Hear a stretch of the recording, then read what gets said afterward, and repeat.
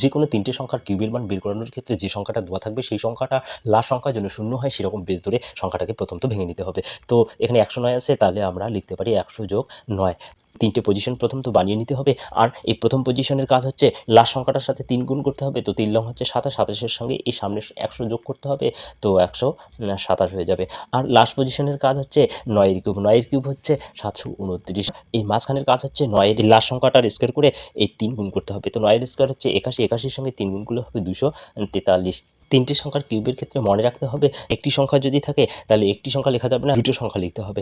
আর যদি ৩ টে সংখ্যা থাকে তাহলে এই একটি করে সংখ্যা সামনের পজিশনগুলোর সাথে যোগ হয়ে যাবে। তাহলে এখানেও ৩ টে পজিশন হয়ে যাবে, আর এখানে ২৯ টা নিচে হয়ে যাবে, আর এই ৭টা যা আছে ৭টা সামনের সাথে যোগ হয়ে যাবে। তো ৭ এর সঙ্গে ৩ যোগ করলে হবে ১০, হাতে থাকলো ১, ৪ আর একে হচ্ছে ৫, সামনে থাকলো ২, ২ টা সামনের সাথে যোগ হয়ে যাবে। তাহলে ৭ আর ২ হচ্ছে ৯, ২ হয়ে গেল।